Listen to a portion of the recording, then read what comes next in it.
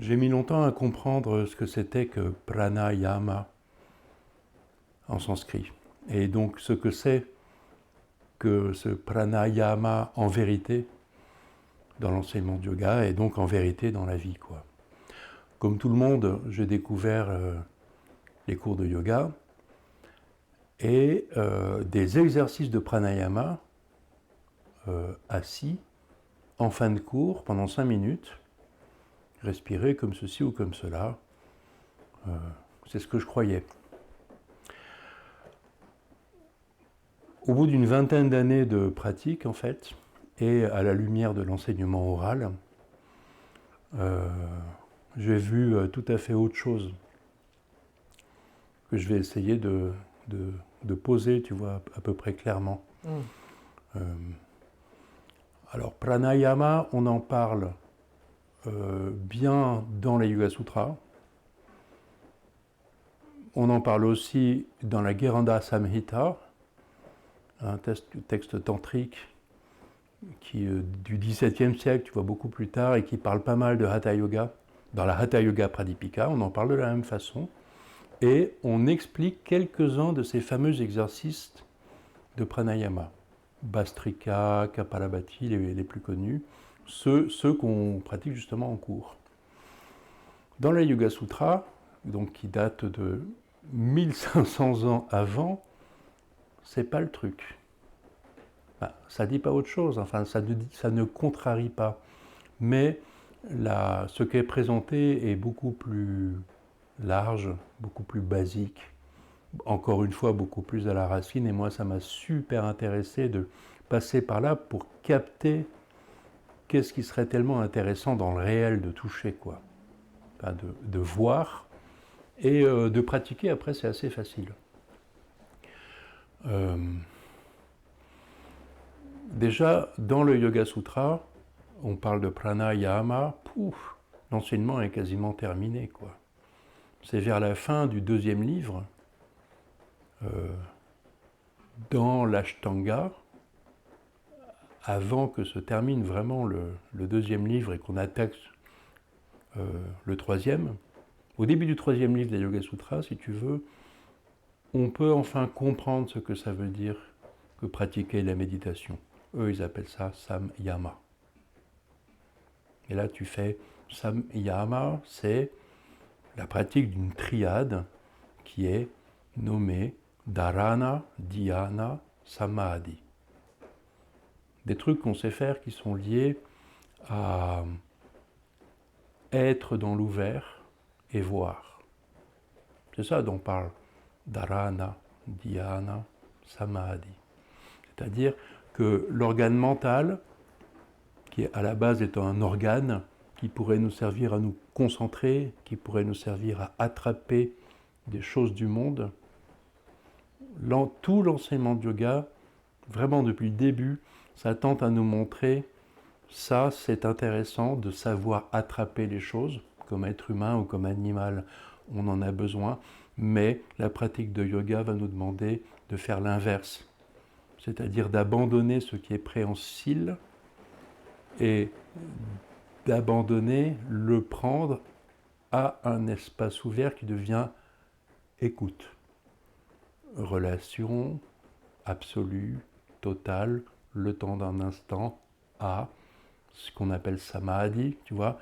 Dhyana, c'est juste l'instant d'avant. Dans cet ouvert une durée.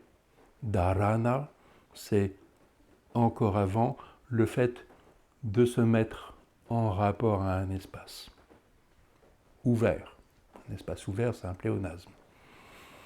Alors que nous avons tendance, et la traduction de dharana par concentration est une catastrophe, parce que concentration, c'est exactement le contraire. C'est de se focus. Dharana, c'est pas de se focus, c'est le lien espace. Puis dhyana, la durée à cela, un objet apparaît et samadhi, je suis l'objet, l'être, etc. Hein, c'est de ça dont on parle. Donc l'Ashtanga, c'est 8 membres. Hein. Yama, Niyama, Asana, Pranayama, Pratyahara, Dharana, Dhyana, Samadhi. Et Dharana, Dhyana, Samadhi, ça s'appelle la triade, et qui inclut Samadhi. Hein. Et pratiquer cela, c'est la pratique de yoga véritable, c'est-à-dire la méditation véritable. On est au début du 3e livre, et franchement, il y a des trucs après. L'enseignement de yoga, il est terminé. Là, on sait tout. On a tout vu, pour peu qu'on l'ait vu, dans la vérité de l'existence, si tu veux, et que ce ne soit pas une théorie à la con. Bon, tu vois, je te fais la fin. Tout au début de l'enseignement, on nous dit, l'enseignement de yoga, c'est apprendre à voir, en substance. Et, dès le début, on essaye de nous sensibiliser de façon très fine à la plus grande des lois cosmiques pour l'humain, qui est les gunas. C'est connu et mal connu encore, ce truc des gunas, mais c'est très simple.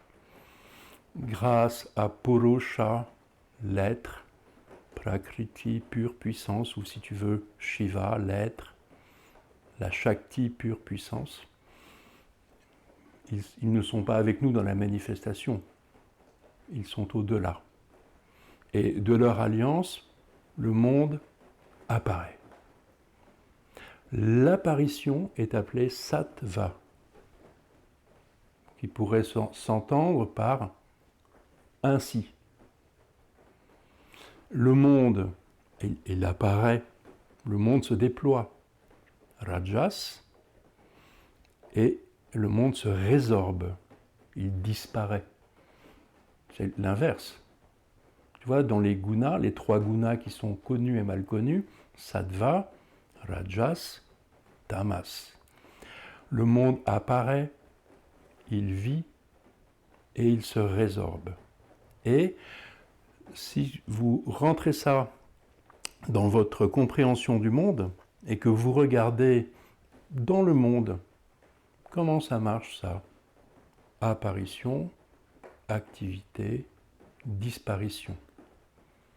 Expansion, activité, résorption. Mais stricto sensu, c'est apparaître, disparaître, avec une activité. Franchement, si les anciens ont inventé ces gunas, c'est parce qu'ils existent dans leur expérience de la vie. Hein. L'aube, apparition. La journée, rajas. Le crépuscule, tamas. Et la nuit apparaît, se déploie, disparaît, le jour apparaît. Tu vois, il n'y a pas besoin d'une théorie ou de bac plus je ne sais pas combien ou de ceinture noire en yoga. C'est l'inverse. C'est que l'observation, c'est même pas l'observation. Observer, je m'excuse pour le mot, c'est pas un bon mot. Quand j'observe, je suis détaché, je ne fais pas partie. Mais vivre l'expérience du monde permet d'intégrer extrêmement bien ce qui fait tout. La naissance, sattva, la vie, rajas, disparition, la mort. La respiration. Une expiration apparaît. Tu vois, quelque chose d'un effort pour une respiration puissante. Quelque chose d'un effort expiratoire. Tu vois, pour être très basique, les muscles transverses s'activent, le nombril revient vers la colonne vertébrale. À la limite, la poitrine s'élèverait un peu plus sous l'action des viscères qui viennent se plaquer contre la colonne et donc qui remontent pour partie, l'estomac remonte lorsque j'expire. Et pourquoi pas la poitrine remonterait si j'expire vraiment. Expiration, expiration, expiration, expiration. Tu vois, il y a une activité expiratoire, puis cet effort expiratoire s'éteint et une inspiration apparaît. Et cette inspiration, je peux, tout en conservant ce que j'ai construit en bas, mais qui va se déconstruire un peu. J'ouvre la ceinture scapulaire, je lève la poitrine, et tu vois, je vais chercher à amener un air neuf là où il n'y en a jamais, ici, en inspirant. Et en bas du dos. Et en expirant, tu vois, si j'expirais vraiment comme un dingue,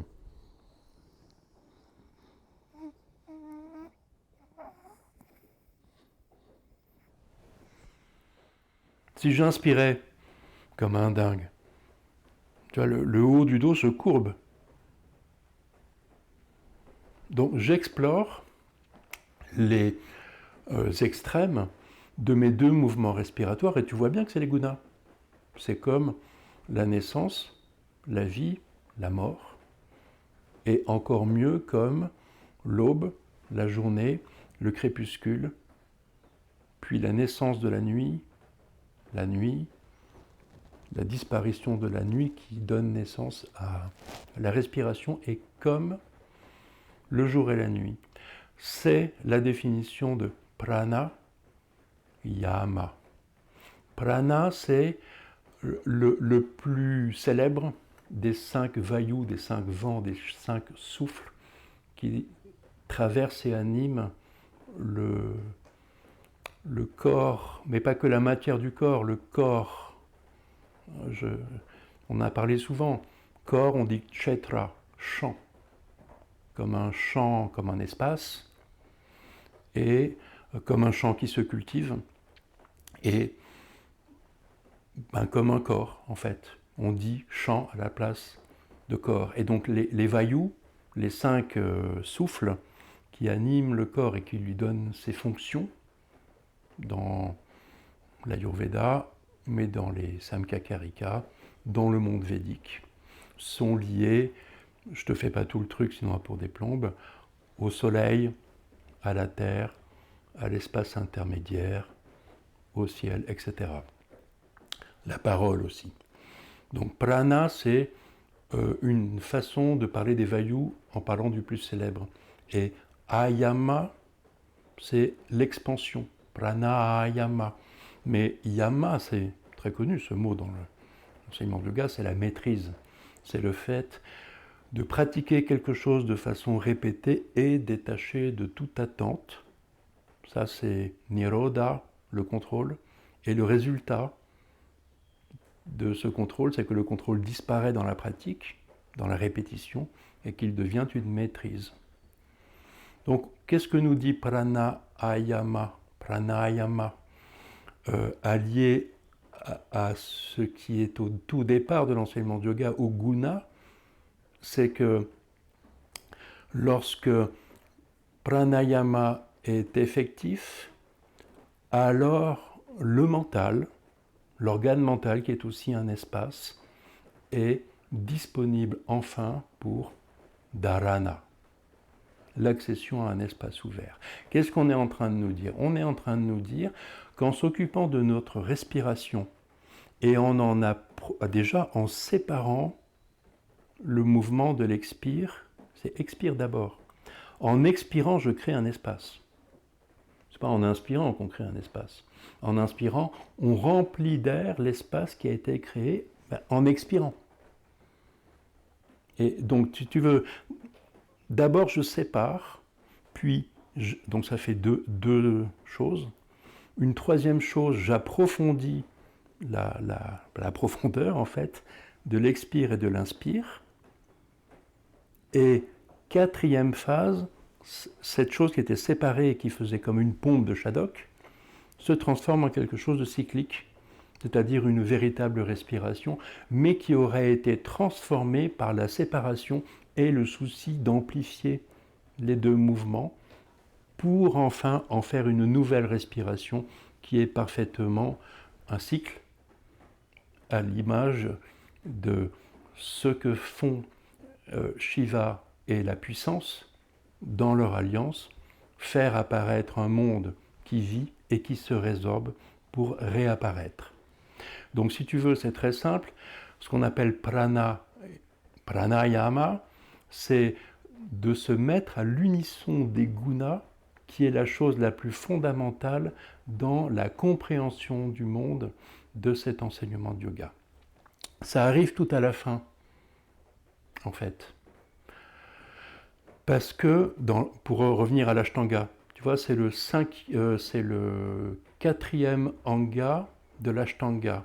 Les 2 premiers, yama, la maîtrise, niyama, la délimitation, font cette façon, c'est déjà une façon d'être à l'unisson du monde.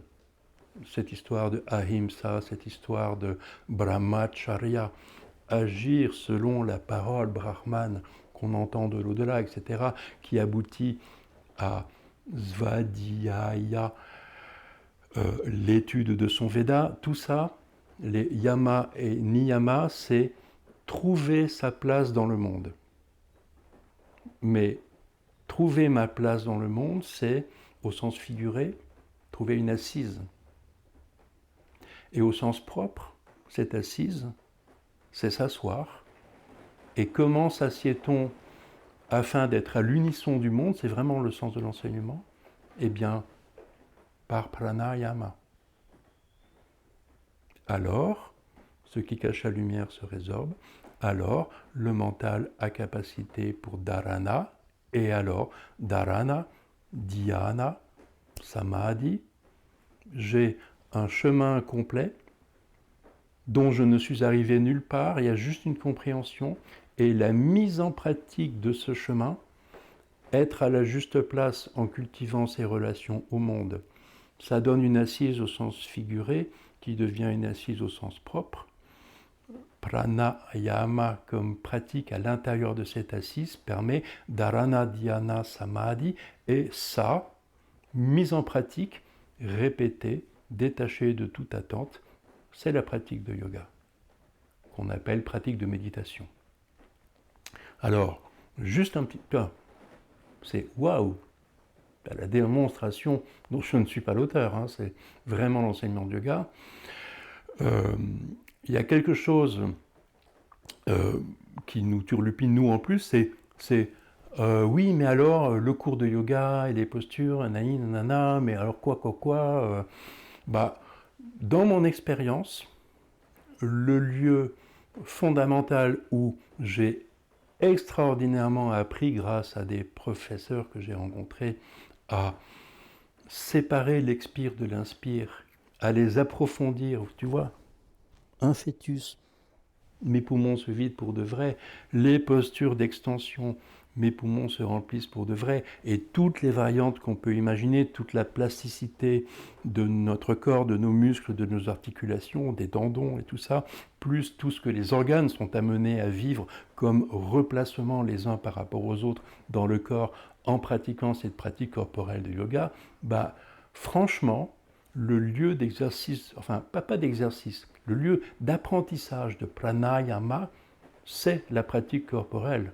de yoga. C'est pas le fait d'être assis en essayant de se boucher le nez, non, c'est pas là où on va le mieux explorer cette définition du pranayama que je redonne, hein, c'est séparer l'expire de l'inspire dans ce sens. Donc ça fait 2 objets. Approfondir ces mouvements séparés. Alors apparaît un 4e point qui est cette mise en cycle, en vritti. Les vrittis, c'est selon les gunas, etc. Et vraiment ça, je dois remercier Patrick Tomatis que j'ai eu comme enseignant, parce qu'il a su nous verbaliser ça, alors qu'on était apprenti prof de yoga dans une école, tu vois. Mais oui. Alors après, la mise en pratique selon la Gheranda Samhita ou la Hatha Yoga Pratipika, qui place les exercices de pranayama comme Kapalabhati, tu vois, ce genre de truc, ou Bastrika, je vais pas me...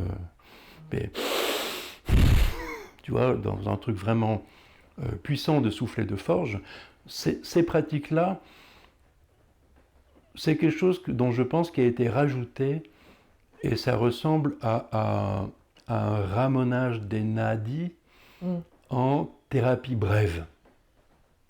Alors que la pratique corporelle de yoga, qui fait aussi partie du Hatha Yoga, c'est la mise en découverte, si tu veux, de ce pranayama, mais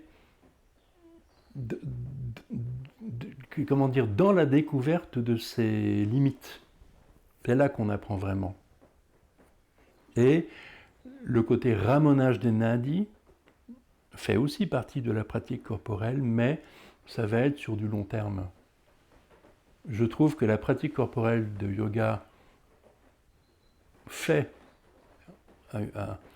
une découverte de pranayama véritablement, et peut-être ces aspects de purification chers au Hatha Yoga, mais pas tellement aux formes tantriques. Enfin bref, je ne vais pas aller par là, ça deviendra compliqué, mais bon, voilà le truc, quoi. Donc après, une fois que ça commence à être vu, la question c'est, qu'est-ce que j'en fais en fait de mes paroles, de mes concepts, vis-à-vis des choses vraies, enfin des vraies choses, des trucs, tu vois, des... Oui, vis-à-vis de la pratique surtout. Oui, vis-à-vis de la pratique. Est-ce qu'avant de méditer, je respire, par exemple? Et de comment je nomme. Alors, pour moi, dans l'assise, on appelle la méditation, si tu veux, une assise inattentive, c'est un anti-pranayama. Une assise inattentive, la personne se rabougrit, tu vois. La respiration qui permet, c'est une respiration un peu dans l'expansion à l'inspire, quelque chose de tonique dans l'expire en fait, qui permet la posture, cette posture-là. Bon, je suis ni détendu ni tendu, je suis respirant, juste ce qu'il faut pour que je puisse être là 1 heure, 2 heures, en mouvement, avec ce pranayama, sans ce modeste pranayama pratiqué, il n'y a pas d'assise possible en fait. Et quand le 4e anga vient comme une résolution du 3e asana, au sens propre, tu vois, yama, niyama, ça fait une assise au sens figuré, l'assise de la personne, tu vois, son charisme d'une certaine façon. Mais une fois assis au sens figuré, le sens propre, c'est la posture. Elle n'est possible que grâce à pranayama, de toute façon. L'assise est impossible sans pranayama. Et c'est vraiment ça qu'exprime l'enseignement. Que ce soit les Yoga Sutras, c'est clairement, pour moi c'est extrêmement clair, c'est exprimé comme ça. Si tu veux, les angas sont au service les uns des autres, et ce n'est pas une échelle vers un résultat, c'est un processus qui va devoir être de toute façon répété et dans le désordre, parce que très souvent, mon assise n'est pas permise parce que je ne suis pas à ma place, parce qu'il y a quelque chose qui ne va pas du tout dans ma relation au monde. Et d'ailleurs, ce qui ne va pas du tout dans ma relation au monde, ce couac, ce dukkha, ce dysfonctionnement, ce dukkha qui me préoccupe, c'est ce qui va apparaître dans l'assise. Donc mon assise va permettre, alors que c'est le 3e anga, de travailler, entre guillemets, des choses qui dysfonctionnent, dukkha, dans ma place, au sens figuré, dans le monde. Mais cette assise, l'assise est le centre. L'assise, c'est le centre des 194 ou 15 sutras de Yoga Sutra. Asana, c'est le centre. Vraiment le centre du truc. Et vraiment, c'est le centre de la pratique, c'est l'assise. C'est hyper bien foutu leur truc. Donc tu vois, cette assise va être le lieu de travail des dukkhas et des sukhas, de ma place dans le monde au sens figuré, ça va générer une assise au sens propre, mais cette assise, même comme ça, sans pranayama, ça ne va pas être possible. Et donc dharana, dhyana, samadhi, qui est la pratique de méditation, samyama, totale maîtrise. Ils me font rire, tu vois.